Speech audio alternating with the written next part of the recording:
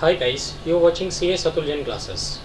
देखो, last class में हम लोगों ने सैलरी वाला जो चैप्टर था कंप्लीट कर दिया था। स्टार्ट पूरा कंप्लीट हो गया था वो, राइट। पूरा कंक्लूड हो गया था, इंक्लूडिंग डिडक्शंस भी। तो आज हम लोग क्या कर रहे हैं, एक कम्प्रीहेंसिव क्वेश्चन डिस्कस कर रहे हैं सैलरी चैप्टर से रिलेटेड। कोशिश करेंगे इस क्वेश्चन में सैलरी के सारे प्रोविज़न इंक्लूड कर दें, और सारे भी नहीं तो मोस्ट ऑफ द प्रोविजंस तो इंक्लूड हो ही जाएँ। ठीक है, तो ये क्वेश्चन देखो मैंने आपको अपनी बुक में दे रखा है।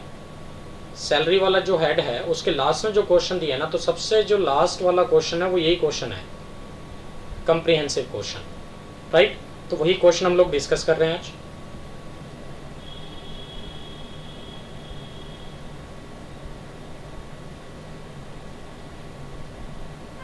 चलो जी, तो देखो डिस्कस करते हैं क्वेश्चन नंबर 26। मेरी बुक का ही है, चैप्टर के लास्ट में जो क्वेश्चन दिया हुआ है उसमें दिया हुआ है। ये क्वेश्चन देखो कम्प्रीहेंसिव क्वेश्चन है। कोशिश करी गई है कि नियर अबाउट सारे प्रोविज़न इसमें इंक्लूड हो जाएं। डन। देखो क्वेश्चन डिस्कस करते हैं जी। 26, mister Houseless had been working with Sushmita Sen limited in a tribal area. तो देखो अंडरलाइन कर लो ट्राइबल एरिया को।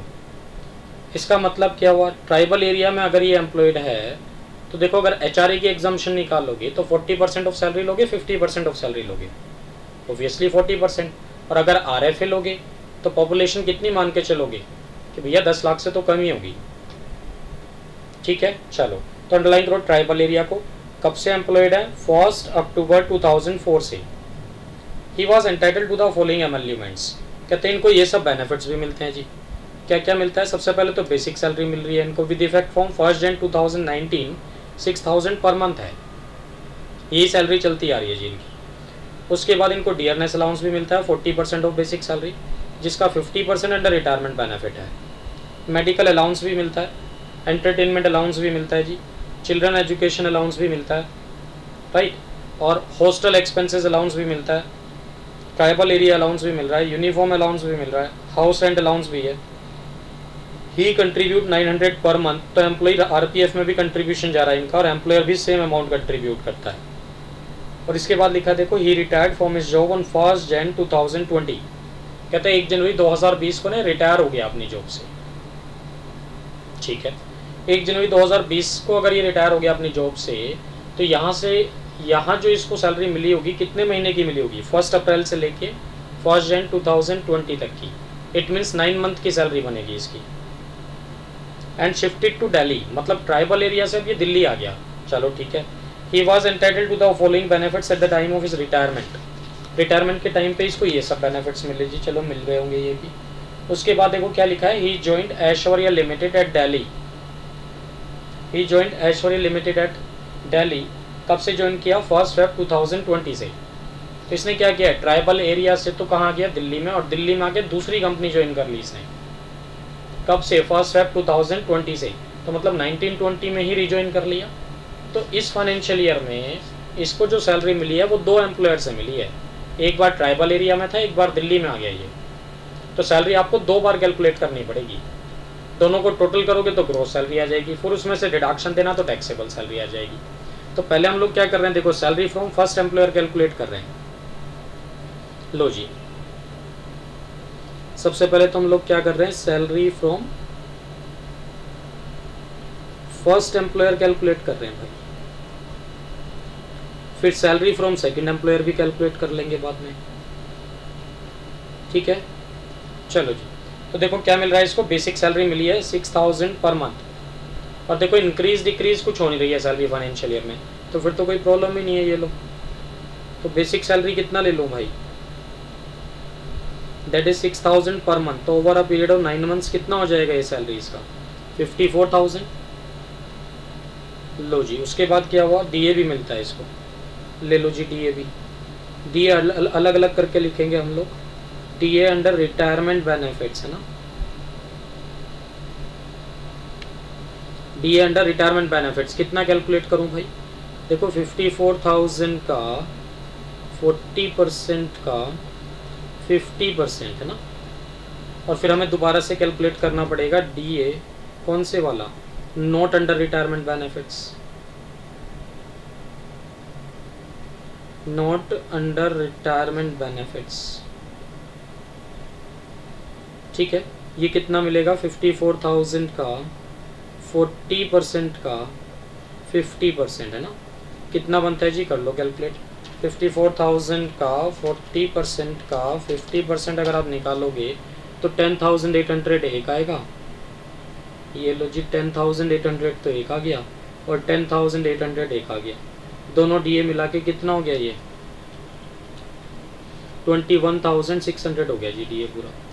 चलो तो टैक्सेबल तो पूरा ही है, चाहे अंडर रिटायरमेंट बेनिफिट हो चाहे नॉट अंडर रिटायरमेंट बेनिफिट हो। तो अलग अलग करके क्यों लिखा, क्योंकि कुछ अलाउंसेस और परक्विजिट्स ऐसे होंगे जहां हमें सिर्फ डीए कौन से वाला लेना है, अंडर रिटायरमेंट वाला, नॉट अंडर रिटायरमेंट बेनिफिट वाला हम डीए नहीं लेंगे। डन। उसके बाद क्या मिला जी, इसको मेडिकल अलाउंस भी मिलता है। लो जी मेडिकल अलाउंस भी ले लो। मेडिकल अलाउंस देखो मिला तो कितना है 500 पर मंथ, और ब्रैकेट में लिखा है entire amount is spent on his own treatment. कहता है सारी अमाउंट उसने खुद के ट्रीटमेंट पे खर्च कर दी। तो बताओ डिडक्शन देनी है या एग्जाम्पशन देनी है कि नहीं देनी है मेडिकल अलाउंस की? नहीं जी, मेडिकल अलाउंस फुल्ली टैक्सेबल होता था, चाहे आप खर्च करें चाहे ना करें, चाहे कम करें चाहे ज़्यादा करें। तो मेडिकल अलाउंस कितना मिल रहा है इसको, 500 पर मंथ है जी। तो 500 इंटू 9 मंथ्स का कितना बनेगा 4500। चलो जी ये भी हो गया। उसके बाद क्या हुआ, एंटरटेनमेंट अलाउंस भी मिलता है जी, ले लो।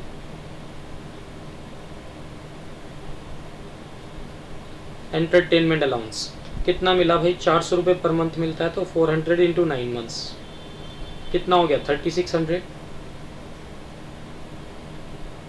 चलो जी उसके बाद देखो चिल्ड्रन एजुकेशन अलाउंस भी मिलता है इसको। कितना मिला चिल्ड्रन एजुकेशन अलाउंस, ये मिलता है जी 40 पर month per child for 3 children.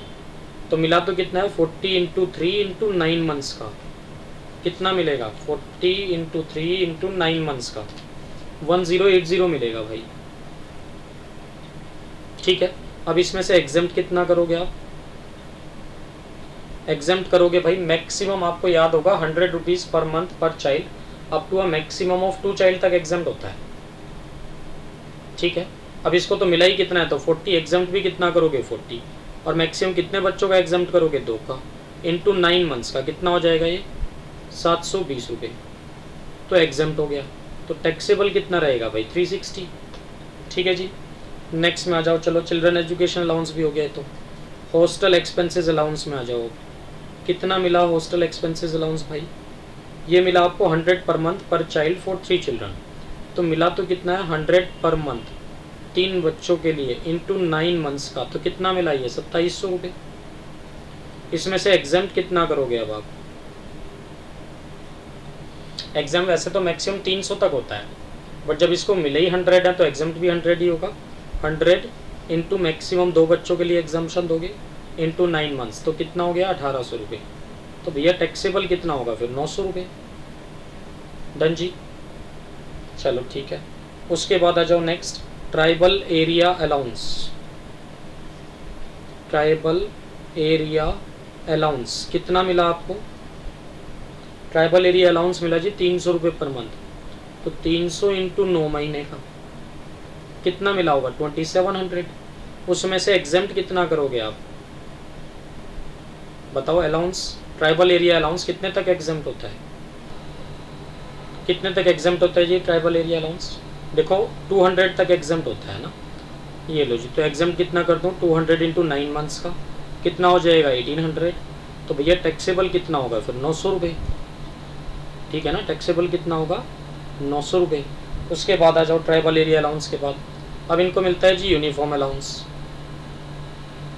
क्या मिल रहा है यूनिफॉर्म अलाउंस,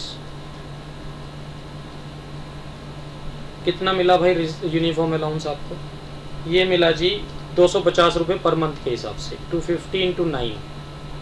तो कितना हो जाएगा 250 इंटू 9 2250 रुपये। 250 इंटू 9 राइट 2250 रुपये। इसमें से एग्जाम्प्ट कितना कर दूं भाई, यूनिफॉर्म अलाउंस कितना एग्जाम्प्ट होता है जितना आपने एक्चुअल में खर्च कर दिया। तो इसने कितना खर्च किया एक्चुअल में 1500, एग्जाम्प्ट हो गया। टैक्सेबल कितना हो जाएगा 750। क्लियर है, चलो जी नेक्स्ट पॉइंट में आ जाओ। यूनिफॉर्म अलाउंस के बाद और क्या मिल रहा है इनको, HRA हाउस रेंट अलाउंस। कितना मिला था? ये मिला था आपको 750 पर मंथ। तो 750 इंटू 9 मंथ्स का कितना बनेगा भाई? 750 इंटू 9 मंथ्स का कितना बनेगा? 6750, राइट। अब इसमें से एग्जाम्प्ट कितना होगा? इसके लिए तो आपको वर्किंग नोट बनाना पड़ेगा भाई। तो देखो भाई, एग्जाम्पशन कैलकुलेट करते हैं अब हम लोग HRA की। ठीक है, इसके लिए वर्किंग नोट बना देता हूँ HRA की एग्जाम्पशन के लिए। ये लो जी, वर्किंग नोट नंबर 1। क्या कैलकुलेट कर रहे हैं हम लोग यहाँ? Exemption of HRA under section 10 sub section 13A में। डन जी। चलो, तो देखो HRA की एग्जाम्पशन के लिए सबसे पहले आपको सैलरी चाहिए। सैलरी ले लेते हैं भाई। और सैलरी HRA के लिए क्या चलेगा? एक तो बेसिक सैलरी, दूसरा DA अंडर रिटायरमेंट बेनिफिट्स, और तीसरा commission as a fix percentage of sale. Done. तो बेसिक सैलरी कितना है यहाँ हमारा? बेसिक सैलरी है जी 6000 पर मंथ। अच्छा, 1 मंथ की सैलरी चाहिए कि 10 मंथ्स की सैलरी चाहिए HRA के लिए? ये तो जितने महीने वो एम्प्लॉयड रहा उतने महीने की सैलरी चाहिएगी ना। तो देखो सोल्यूशन से उठा लेते हैं सैलरी इसकी। तो देखो जरा, सैलरी कितनी थी? बेसिक सैलरी कितनी ली हमने? 54,000 HRA के लिए। प्लस DA भी जोड़ना है, बिल्कुल जोड़ना है, बट कौन से वाला? अंडर रिटायरमेंट बेनिफिट्स वाला। तो DA अंडर रिटायरमेंट बेनिफिट्स वाला कितना है जी? 10,800। अब बताओ, क्वेश्चन में कहीं commission as a fix percentage of sale है क्या? नहीं है। अगर होता तो वो और ऐड कर लेते हैं हम इसमें। तो देखो HRA के लिए मीनिंग ऑफ सैलरी कितना बनाइए? 64,800। डन। अब इस पे कैलकुलेशन कर दो जी। सबसे पहले क्या देखते थे आप? 40% ऑफ सैलरी या फिर 50% ऑफ सैलरी? तो 40% ऑफ सैलरी लो कि 50% ऑफ सैलरी? 40%, क्योंकि वो अभी ट्राइबल एरिया में है। तो मीन 64,800 का कितने परसेंट ले लो भाई? 40%। कितना बनेगा? 64,800 का 40% अगर मैं ले लूँ तो कितना आ जाता है? 25,920 आ जाता है जी। सेकंड में आ जाओ। सेकंड में क्या है? Actual HRA received. Actual HRA received कितना हुआ? एक्चुअल HRA इसको रिसीव 750 पर मंथ था। तो 9 मंथ्स का कितना हुआ भाई? 750 इंटू 9 मंथ्स, तो 6750 मिला था। एक्चुअल HRA रिसीव्ड है जी 6750। ठीक है, 750 पर मंथ है ना। एक बार और कैलकुलेट कर लेता हूँ। ठीक है, 6750। थर्ड कंडीशन क्या देखते थे आप इसमें? थर्ड कंडीशन देखते थे हम लोग, rent paid minus 10% of salary. तो रेंट कितना पे करता है ये? देखो, ये रेंट पे करता है 1000 पर मंथ। तो over a period of 9 months कितना रेंट पे किया होगा इसने? 9000। माइनस कर लो कितना? 10% of salary. Rent paid minus 10% of salary होता है ना। तो सैलरी आपकी 64,800 है। इसका 10% कितना माइनस करोगे? 6480। तो बैलेंस कितना बचा? 9000 माइनस 6480। ये आया जी 2520। अब देख लो इन तीनों में कम क्या है जी? whichever is lower, which one is lower? That is 2520। तो 2520 क्या हो जाएगा? एग्जाम्प्ट हो जाएगा, and the rest is taxable. ठीक है, तो 2520 एग्जाम्प्ट कर दो लो। HRA एग्जाम्प्ट कर दिया जी 2520 under section 10 sub section 13A में। कहाँ से आया? वर्किंग नोट नंबर 1 से आया जी। चलो जी, माइनस कर दो इसको। कितने में से? 2520 माइनस करो 6750 में से। ये आता है 4230। तो 4230 जो HRA है वो टैक्सेबल है। डन। अब नेक्स्ट पॉइंट में देखो क्या कहता है वो आपसे। ही contributes 900 per month to a recognise provident fund to which his employer contributes the equal amount. तो ही मतलब एम्प्लॉई कंट्रीब्यूट कर रहा है।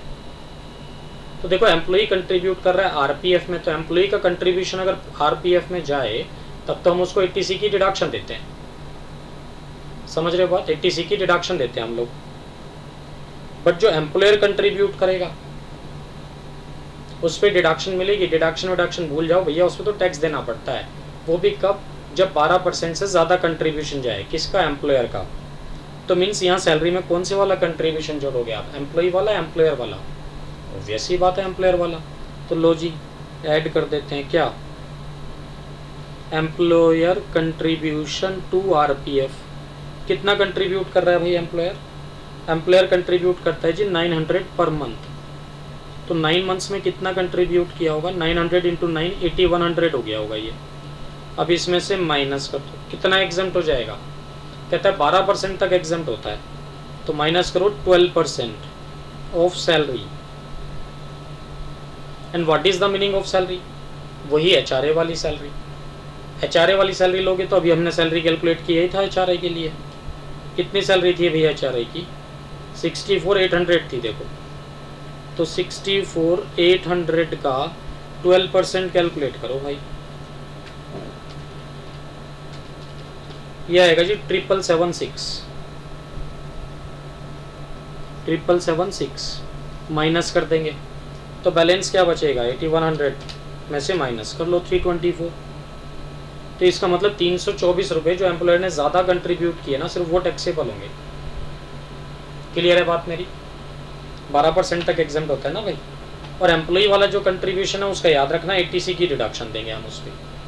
ठीक, चलो यहाँ तक तो ये बात हो ही गई हमारी। उसके बाद क्या हुआ, he retired from his job on 1 Jan 2020। कहते हैं 1 जनवरी 2020 को अब ये रिटायर हो गया and shifted to Delhi. He was entitled to the following benefits at the time of his retirement. Retirement के टाइम पे इसको ये वाले रिटायरमेंट बेनिफिट्स मिले हैं। ले लो जी रिटायरमेंट बेनिफिट्स भी आ जाओ। सबसे पहले क्या मिला इसको, ग्रेचुटी। ग्रेचुटी रिसीव्ड बता दो जी कितनी मिली इसको, 1,15,000। अब हमें क्या कैलकुलेट करना है, इसमें से माइनस करेंगे कि ये ग्रेचुटी एग्जेम्प्ट कितनी है, exempt under section 10 sub section 10 में। ठीक है जी, तो इसके लिए फिर से वर्किंग नोट बनाना पड़ेगा ग्रेचुटी के लिए। चलो बना लेते हैं जी। तो क्या कैलकुलेट कर रहे हैं अब हम लोग, वर्किंग नोट नंबर 2 में आ गए। और क्या कैलकुलेट कर रहे हैं हम इसमें, एग्जम्पशन ऑफ ग्रेचुटी।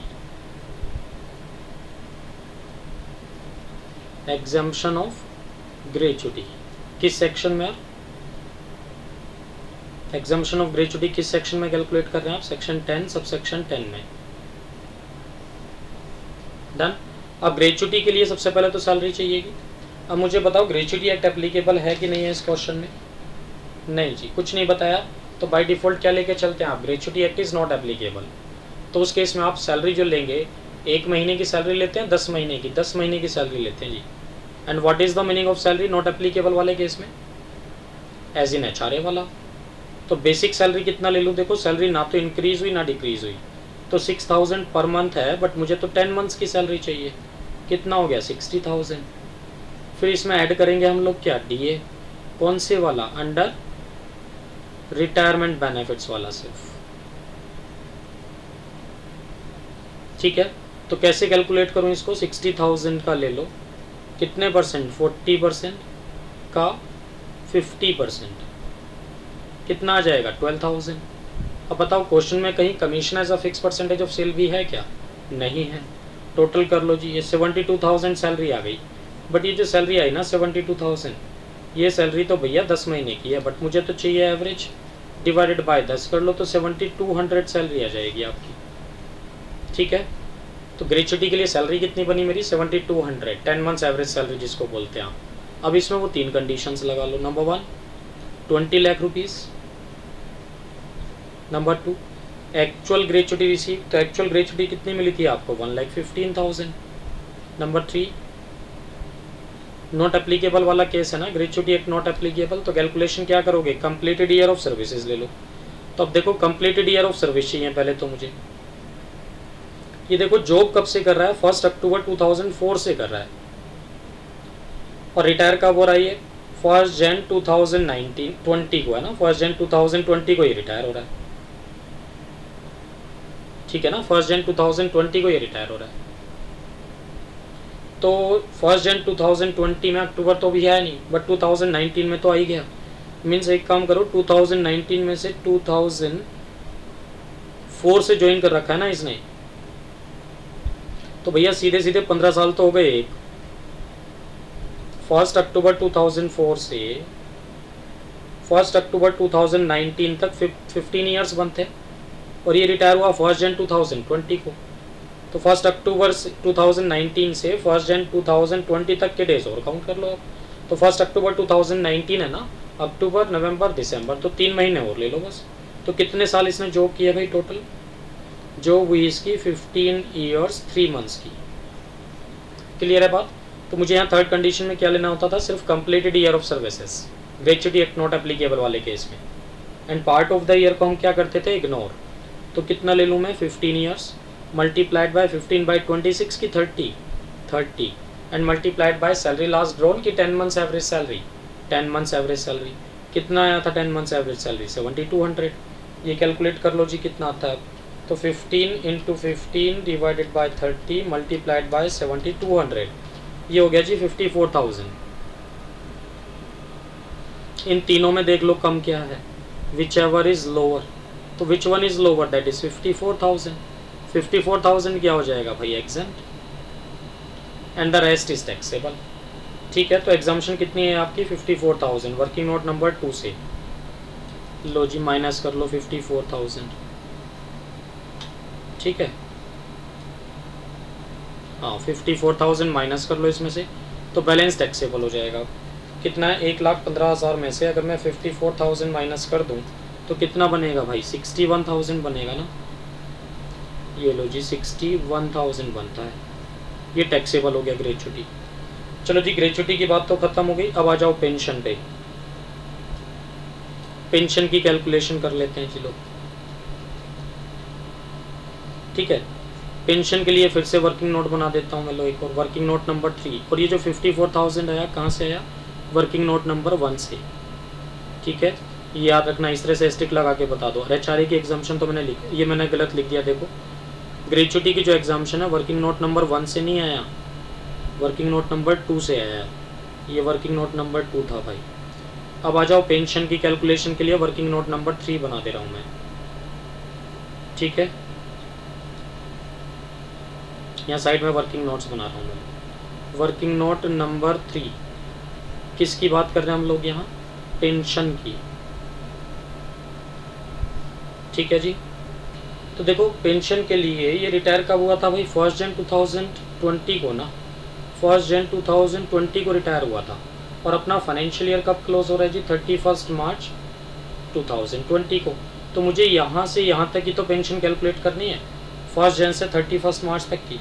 कितनी पेंशन मिलनी शुरू हुई थी इसको? यहाँ से ये पेंशन मिलनी शुरू हुई थी जी इसको 2000 पर मंथ के हिसाब से।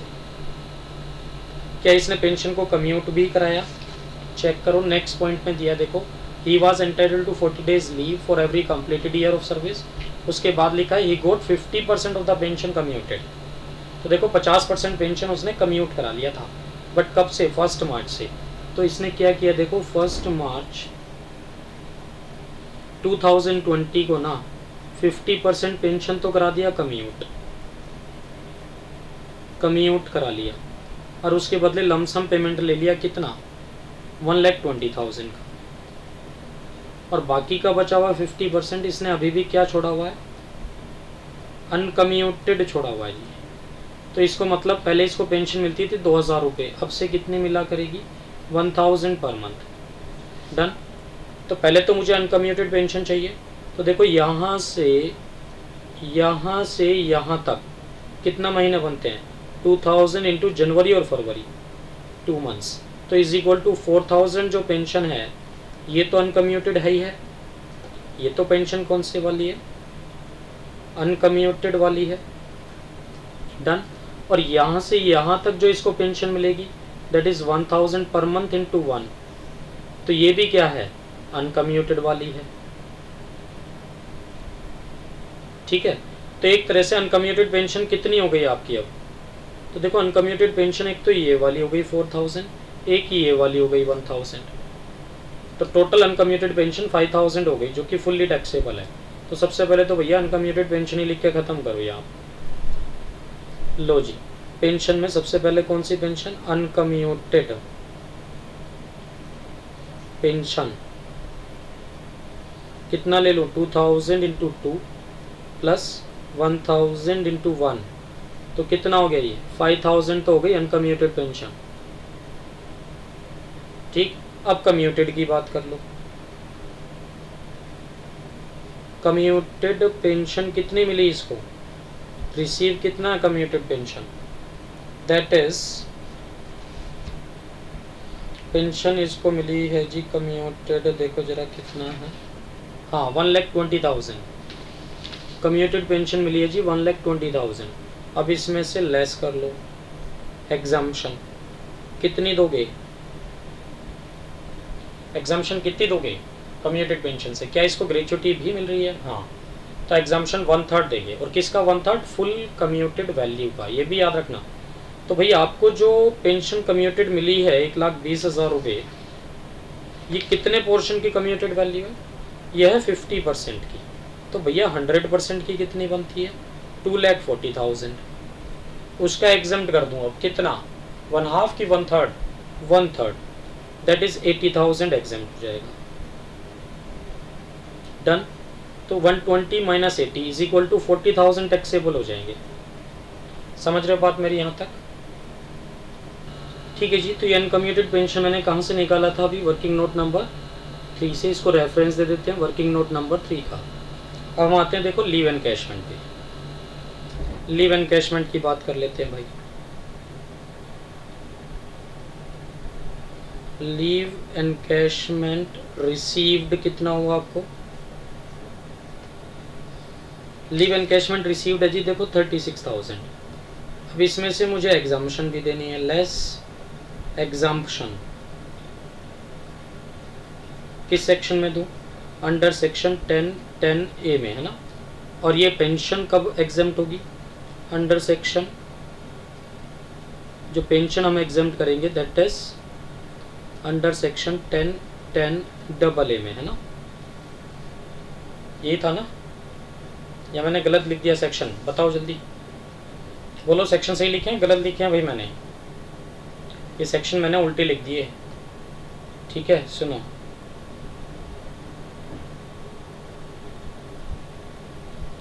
एग्जाम्पशन ऑफ लीव एनकैशमेंट जो है वो तो है अंडर सेक्शन किसमें है 10(10)(a) में है, और भाई पेंशन की जो एग्जाम्पशन है that is under section 10(10)(a) में है, और ग्रेचुटी 10(10) में होता है। चलो ठीक है, एग्जाम्पशन निकालते हैं जी लीव एनकैशमेंट की अंडर सेक्शन 10(10)(a), कैसे निकालते हैं इसका भी वर्किंग नोट बना देता हूँ, ये लो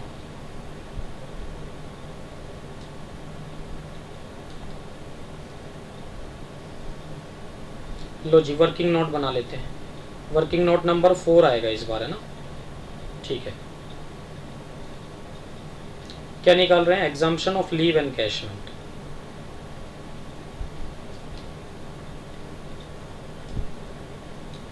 exemption of leave encashment under section 10(10)(a) में, ठीक है।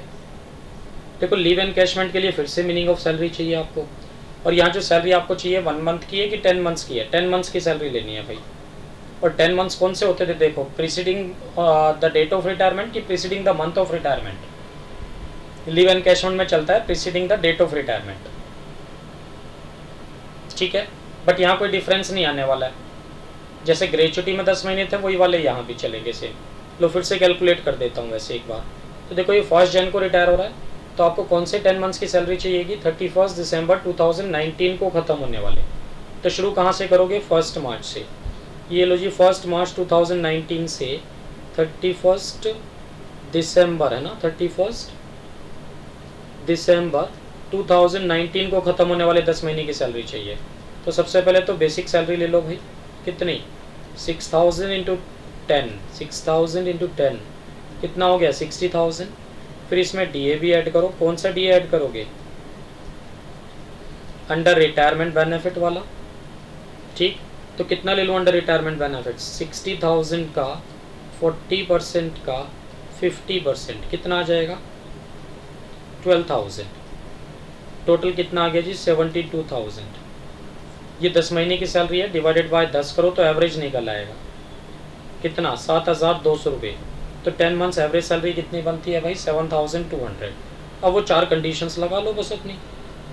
नंबर 1 3 लाख रुपीज़ जो कि limit specified by central government है।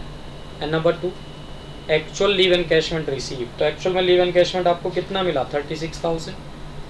कंडीशन नंबर 3 क्या चलेगी 10 मंथ सैलरी, तो 10 मंथ सैलरी कितनी है आपकी 72,000। कंडीशन नंबर 4 में क्या करते थे आप, कैश इक्विवेलेंट टू अनअवेल लीव निकालते थे, निकाल लो। सबसे पहले कंप्लीटेड ईयर ऑफ सर्विस चाहिए, पार्ट ऑफ द ईयर तो खैर इग्नोर कर देना है आपको। तो कंप्लीटेड ईयर्स है जी 15 ईयर्स 3 मंथ्स था ना, तो 15 ईयर्स ले लो एंड मल्टीप्लाइड बाय 30 डेज जो कि IT एक्ट के पॉइंट ऑफ व्यू से फिक्स्ड है। कितना बन गया 450 डेज। तो IT एक्ट के पॉइंट ऑफ व्यू से आपकी कितनी छुट्टियाँ बनती हैं 450। अब उसमें से माइनस करते थे आप कि कितनी लीव्स आप ऑलरेडी अवेल कर चुके हो।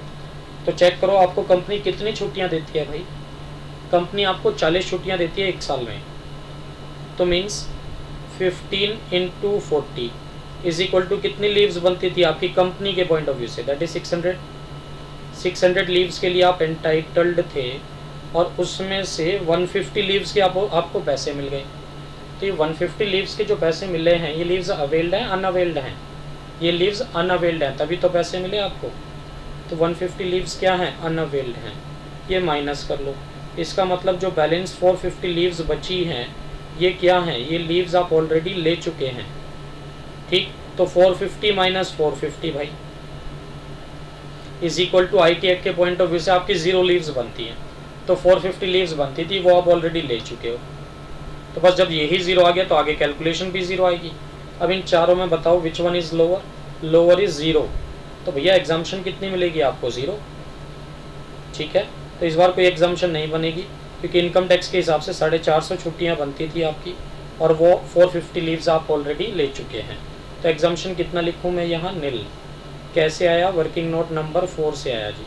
तो टैक्सेबल कितना होगा, फुल्ली टैक्सेबल हो जाएगा, ये पूरा का पूरा टैक्सेबल हो जाएगा 36,000।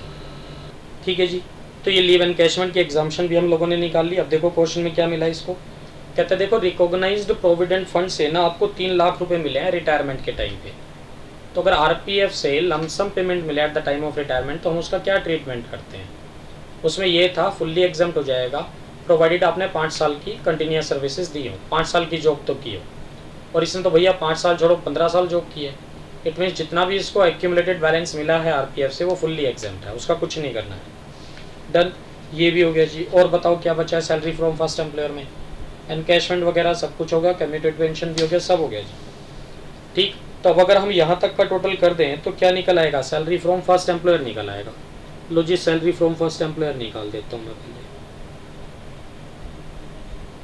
लो जी salary from first employer calculate कर लेते हैं यहाँ। Salary from first employer add कर लो जी, कितना कितना आता है ये।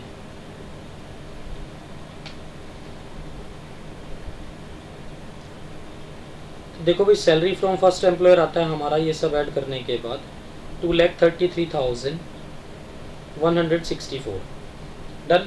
अब हम आते हैं देखो सैलरी फ्रॉम सेकंड एम्प्लॉयर में। लो जी सैलरी फ्रॉम सेकंड एम्प्लॉयर की बात कर लेते हैं।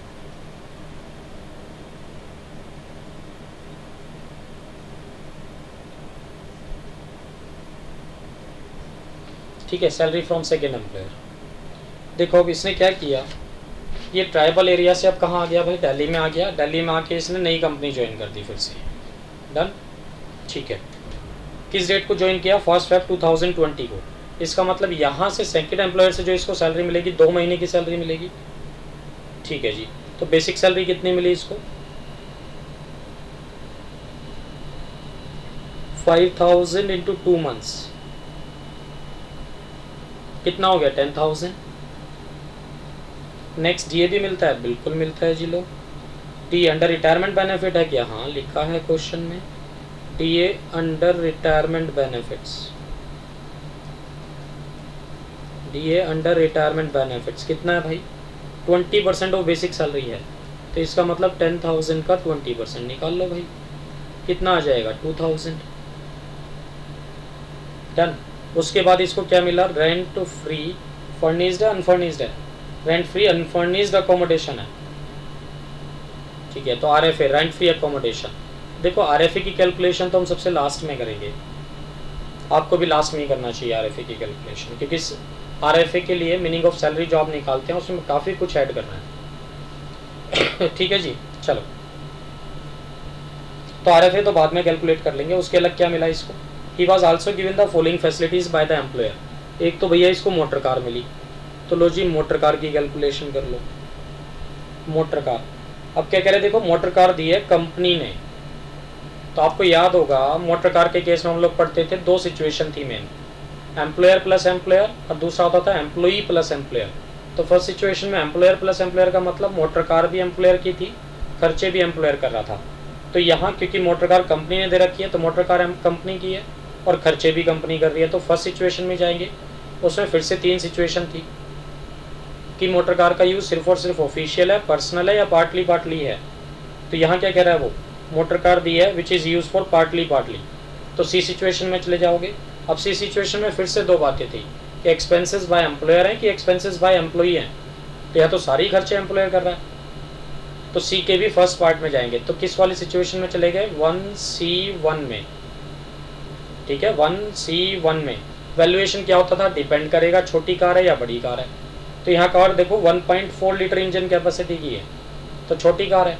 छोटी कार में हम वैल्यूएशन कितना लेते थे, 600 पर मंथ, और ड्राइवर के अलग से लेते थे 900 रुपये। ठीक है ना, सॉरी देखो इस केस में आप जो मोटर कार का वैल्यूएशन लेते थे 600 पर मंथ नहीं लेते थे, 1800 पर मंथ लेते थे। 600 तो कब लेते थे आप, जब एक्सपेंसेस एम्प्लॉई ने किए हो, बट यहाँ तो एक्सपेंसेस कौन कर रहा है, एम्प्लॉयर। तो वैल्यूएशन कितना लोगे आप, 1800 रुपये तो लोगे मोटर कार के। ठीक है, और ड्राइवर के 900 अलग से होते थे, तो कितना हो गया, 2700 पर मंथ हो गया। और कितने महीने का वैल्यूएशन लोगे आप, फरवरी और मार्च 2 महीने का, तो मोटर कार का वैल्यूएशन कितना आ गया, कैलकुलेट हो गया 5400। ठीक है जी, यहाँ तक बात। तो देखो मोटर कार भी हो गया। उसके बाद क्या दिया है कंपनी ने आपको यहाँ, मंथली एक्सपेंसेस, अंडरलाइन करो मंथली की बात हो रही है। Monthly expenses incurred by the SSC on gas and electricity were 500। तो reimbursement of gas and electricity की बात हो रही है भाई, तो टैक्सेबल है ये तो, और टैक्सेबल भी फॉर ऑल हैं क्योंकि रीइंबर्समेंट है। Reimbursement of gas and electricity कितना मंथली एक्सपेंस, ये था आपका 500 पर मंथ, तो भैया 500 इंटू 2 कितना हो गया, 1000। चलो उसके बाद क्या हुआ, reimbursement of educational expenses, reimbursement of educational expenses. तो देखो रीइंबर्समेंट तो एक तरह से कैश बेनिफिट हो गया, एजुकेशन के केस में मैंने चार्ट बनाया था बड़ा सा। तो क्या कहता है, रीइंबर्समेंट तो देखो फुल्ली टैक्सेबल होगा ना, और क्या लिखा है, विच अमाउंटेड टू 350 पर मंथ, और ईच नहीं लिखा है साथ में, तो इसका मतलब 350 ये दोनों बच्चों का होगा। तो बस एक महीने का 350 है, तो अब 2 महीने का ले लो यहाँ। बट अगर ईच लिखा होता तो हम क्या करते, 350 इंटू 2 इंटू 2। अभी तो मैं ये मान के चल रहा हूँ 350 दोनों बच्चों का है, तो 700 रुपये हो गया जिलो टैक्सेबल। अब नेक्स्ट क्या कहता है, 4th पॉइंट में देखो, on 4 March 2020 his wife fell ill. कहते हैं 4 मार्च को इनकी वाइफ बीमार हो गई। ठीक है, मेडिकल एक्सपेंसेस हुए हैं जो कि एम्प्लॉयर ने रीइंबर्स किए, कितने, 17,500। तो लो जी रीइंबर्समेंट ऑफ,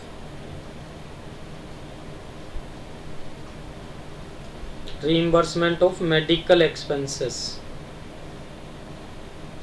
कितने, देखो पहले ना यहाँ हम 15,000 तक की एग्जाम्पशन दे देते थे, बट अब तो ये मेडिकल रीइंबर्समेंट फुल्ली टैक्सेबल हो गया, पूरा का पूरा सैलरी में ऐड होगा जी। कितना, 17,500।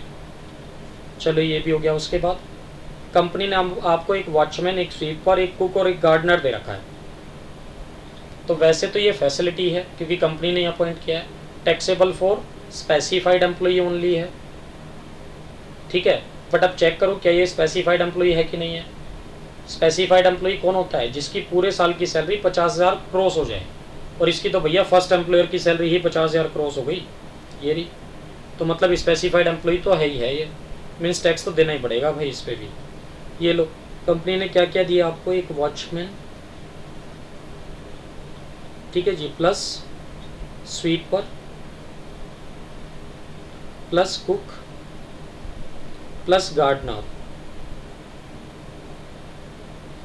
तो ये 4 लोग हो गए कंपनी ने जो आपको दिए, और कंपनी 400 रुपये पर मंथ सैलरी देती है, और वो भी ईच लिखा है साथ में। तो भैया 400 एक बंदे की है तो 4 की 1600 हो गई, और एक महीने की है तो 2 महीने की निकाल लो आप, तो 3200 आ जाएगा ये सैलरी। चलो नेक्स्ट में आ जाओ जी, क्या कहता है नेक्स्ट में, कहता है कंपनी ने ना आपको लोन दिया है 1 लाख रुपए का हाउसिंग कंस्ट्रक्शन के लिए, और कंपनी आपसे कितना इंटरेस्ट चार्ज कर रही है, 8% पर एनम, और एसबीआई का रेट क्या दिया है क्वेश्चन में, 7%। तो बताओ आपके लिए कितना बेनिफिट है जी। तो भाई बेनिफिट नहीं है, तो और 1% घर से जा रहा है, कंपनी ने तो और महंगा लोन दिया। हाँ अगर ये रिवर्स होता कि कंपनी ले रही होती 7%, एसबीआई का रेट होता 8%, तब तो हम 1% कैलकुलेट करके आपकी सैलरी में ऐड कर देते loan eight concessional rate of interest से। बट यहाँ तो कंसेशन कहाँ भाई, ये तो ज़्यादा ले रहे हैं ब्याज हो, तो ये कोई बेनिफिट नहीं है, ये सैलरी में ऐड नहीं होगा। डन। और क्या बचा जी, तो अब ये जो सेकंड एम्प्लॉयर से सैलरी मिल रही थी, इसमें आरएफई की कैलकुलेशन मैंने छोड़ी हुई है, तो लो जी आरएफई की कैलकुलेशन और कर देते हैं इसमें सेकंड पार्ट में इसी के। इसका वर्किंग नोट बना देता हूँ, लो जी वर्किंग नोट नंबर 5 में आ जाते हैं हम लोग। वर्किंग नोट नंबर 5 में आ गए। क्या कैलकुलेट कर रहे हैं अब आप, valuation of RFA, rent free accommodation. देखो आरएफए के लिए सबसे पहले सैलरी चाहिएगा आपको, ठीक, तो सैलरी ले लो। क्या क्या सैलरी लूँ बताओ। एक तो सबसे पहले तो देखो बेसिक सैलरी ले लो, कितनी मिली इसको बेसिक सैलरी सेकंड एम्प्लॉयर से, ये मिली है जी 10,000। साथ में डीए भी ऐड करते हैं, बट कितना, जितना अंडर रिटायरमेंट बेनिफिट हो।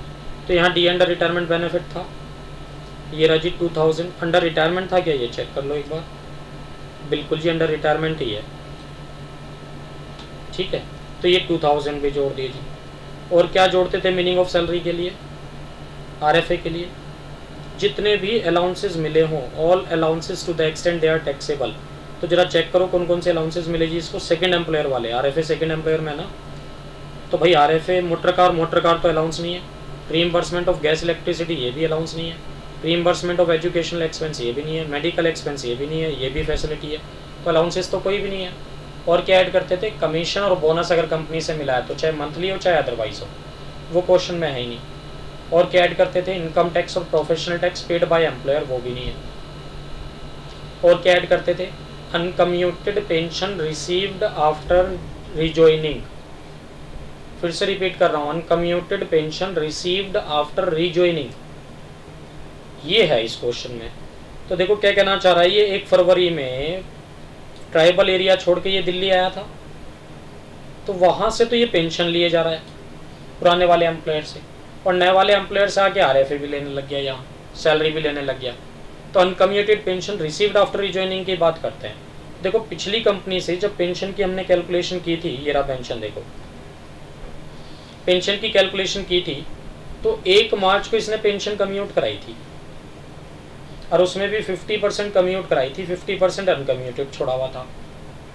तो मुझे क्या चाहिए, रिजॉइन इसने कब किया, 1 फरवरी को नई कंपनी में, तो 1 फरवरी के बाद कितनी अनकम्यूटेड पेंशन मिली वो चाहिए। तो देखो फरवरी की तो पूरी ही पेंशन अनकम्यूटेड है, और मार्च में क्या हुआ, इसने कम्यूट कराया ना 50% भाई, तो 50% अनकम्यूटेड छोड़ा हुआ है। तो मार्च की कितनी पेंशन अनकम्यूटेड है, 1000 रुपये, और फरवरी की कितनी पेंशन अनकम्यूटेड है, 2000 रुपये। तो टोटल अनकम्यूटेड पेंशन कितनी हो गई जो रिसीव्ड आफ्टर रिजॉइनिंग है, 2000 प्लस 1000, समझ गए ना। फरवरी की तो पूरी ही पेंशन अनकम्यूटेड थी, और मार्च की 50% पेंशन अनकम्यूटेड थी। डन। इन सबको जोड़ लो, कितना आता है भाई, 10 और 2 12 और 3 15,000 रुपये सैलरी आ गई आपकी आरएफए के लिए। अब क्योंकि इसने तो दिल्ली में ज्वाइन किया भाई, दिल्ली में तो पॉपुलेशन 25 लाख से ज़्यादा है, तो वैल्यूएशन कितना ले लूँ मैं इसका, 15% ऑफ सैलरी। तो कितना आएगा, 15,000 का 15%, ये आएगा जी 2250 रुपये, 2250। तो आरएफए की कैलकुलेशन निकल आई आपकी, कितना ले लूँ आरएफए, 2250 आरएफए ले लो, ये लो जी 2250 आरएफए आ गया। कहाँ से आया, स्टिक लगा के बता दो। वर्किंग नोट नंबर 5 से आया जी। और बताओ इस क्वेश्चन में क्या रह गया अब। तो देखो और कुछ नहीं बचा इसमें। अब सेकंड एम्प्लॉयर की सैलरी कैलकुलेट करो पहले। तो सेकंड एम्प्लॉयर की सैलरी कितनी बनती है भाई, ऐड कर लो, टोटल कर लो इसको, सेकंड एम्प्लॉयर की सैलरी को। ये 10,000 से है ना, बेसिक सैलरी है ना 10,000, यहाँ से ऐड करना शुरू करो। तो देखो भाई सैलरी फ्रॉम सेकंड एम्प्लॉयर आ गई अब आपकी, सैलरी फ्रॉम सेकंड एम्प्लॉयर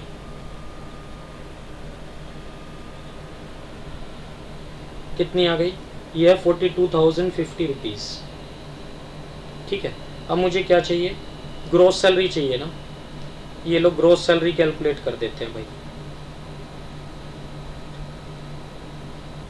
तो देखो ग्रोस सैलरी कैसे निकालोगे, सैलरी फ्रॉम फर्स्ट एम्प्लॉयर और salary from second employer. First employer plus second employer दोनों को ऐड कर दो तो क्या निकल आएगा, ग्रोस सैलरी निकाल देते हैं जी। देखो फर्स्ट एम्प्लॉयर से सैलरी कितनी मिली थी इसको, 233,164 की थी, प्लस सेकंड एम्प्लॉयर से सैलरी कितनी मिली थी भाई, ये थी 42050 की। तो ग्रोस सैलरी कितनी हो गई हमारी, ये हो गया 2,75,214। ठीक है, ये ग्रोस सैलरी आ गई अब आपकी। अब इसमें से हम लोग क्या करते थे, डिडक्शंस देनी है हमें, तो लेस डिडक्शंस दे दो जी। डिडक्शंस में आ गए, सबसे पहले डिडक्शन क्या दोगे आप, deduction standard deduction, standard deduction under section 16(1)(a) में, जो कि फिक्स्ड है। कितनी डिडक्शन मिलती है आपको, 50,000 की आज की डेट में, राइट। सेकेंड डिडक्शन पे आ जाओ, वो डिडक्शन कौन सी होती है, एंटरटेनमेंट अलाउंस की, जो कि इसको नहीं मिलेगी, अंडर सेक्शन 16(2) में होती है ना, जो कि इसको नहीं मिलेगी क्योंकि वो तो सिर्फ गवर्नमेंट एम्प्लॉय को मिलती है, नॉट एप्लीकेबल। थर्ड डिडक्शन कौन सी दोगे अब आप इसको, deduction for professional tax, professional tax या employment tax under section 16 sub section 3 में, राइट। तब चेक करो इसने प्रोफेशनल टैक्स पे किया था क्या, दिया है कुछ कहीं, हाँ बिल्कुल लास्ट में दिया। देखो he made the following payments during the previous year में, प्रोफेशनल टैक्स पे किया है जी 500 रुपये का। तो जब पे किया है तो डिडक्शन तो मिलेगी 500 की। तो टोटल डिडक्शन कितनी हो गई इसकी, 50,500 की डिडक्शन हो गई। डन, तीनों मिला के। तो टैक्सेबल सैलरी कितनी आती है जी, 275, 214 में से अगर मैं माइनस कर दूं 50,500, ये माइनस करना है, प्लस मत कर देना, कितना आएगा 2,24,714। ये क्या आ गया भाई, ये आ गया आपका टैक्सेबल सैलरी। ठीक है, अब इसी टैक्सेबल सैलरी में अगर मैं income under other four heads और ऐड कर दूं, income under other four heads और ऐड कर दूं,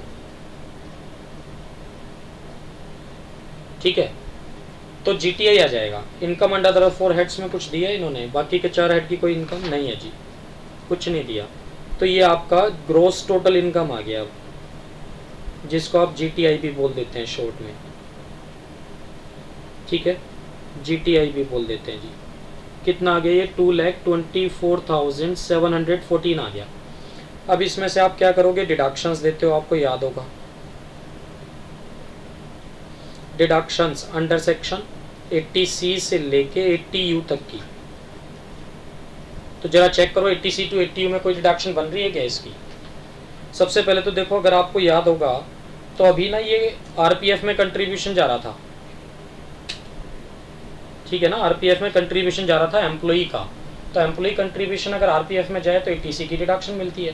तो एक तो वही वाली डिडक्शन दो जी, लो लिख भी देता हूँ, एम्प्लॉई कंट्रीब्यूशन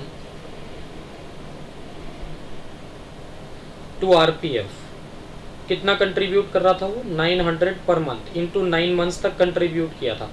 तो 8100 की डिडक्शन तो ये मिल जाएगी इसको, ठीक है, 8100 की डिडक्शन तो ये मिल जाएगी इसको। और देखो और कौन कौन सी डिडक्शन बन सकती हैं जी इसमें। अब वो ये कहना चाह रहा है, इसने जो पेमेंट्स किए हैं इसमें लाइफ इंश्योरेंस पॉलिसी भी दी है, 1 लाख रुपए की पॉलिसी थी, 15,000 रुपये प्रीमियम दिया। तो मैं मान के चल रहा हूँ, वैसे तो 80C जब आप पढ़ेंगे उसमें डिफरेंट डेट्स को अगर पॉलिसी इशू कराई थी तो डिफरेंट डिडक्शंस आपको मिलती थी, मैक्सिमम लिमिट डिफरेंट अप्लाई होती थी। तो मैं मान के चल रहा हूँ आप 20% वाले में फॉलो आउट कर रहे हैं, ठीक है। तो मैक्सिमम 20% ऑफ सम एश्योर्ड की डिडक्शन कब मिलती थी? जब आपकी पॉलिसी कब इशू हुई हो, 1 अप्रैल 2003 के बाद और 31 मार्च 2012 से पहले। तो अगर मैं ये मान के चलूँ पॉलिसी इस डेट की है तो मैक्सिमम डिडक्शन कितना ले सकते हैं आप? 20%। बट अगर लेटेस्ट की बात करोगे तो आज की डेट में डिडक्शन कितनी मिलेगी? या तो 15% ऑफ सम एश्योर्ड या फिर 10%। 15% ऑफ सम एश्योर्ड कब था? जब आपने जो पॉलिसी इशू कराई है किसी ऐसे पर्सन की पॉलिसी है जिसको डिसेबिलिटीज़ है, और नॉर्मली तो 10% ऑफ सम एश्योर्ड होता है। तो चलो लेटेस्ट वाला प्रोविज़न ले लो, मतलब 20% आप, तो 10% ऑफ सम एश्योर्ड लेके चलो आप, ठीक है ना भाई। लेटेस्ट प्रोविज़न तो ये है 10% of sum assured normal cases में। तो ठीक है जी, लो LIC प्रीमियम की बात कर लो भाई। LIC प्रीमियम सम एश्योर्ड कितना है? देखो क्वेश्चन में 1 लाख, 1 लाख का 10% कितना बनता है? 10,000। बट आपने एक्चुअल में प्रीमियम कितना दिया? 15,000। तो विच एवर इज लोअर की डिडक्शन दोगे ना आप, तो 10,000 की डिडक्शन ले लो जी लाइफ इंश्योरेंस प्रीमियम की। उसके बाद कहता है उसने PPF में भी पैसे जमा कराए भाई। तो डिपॉजिट इन PPF अगर आप करते हो तो भी आपको 80C में डिडक्शन मिलती है।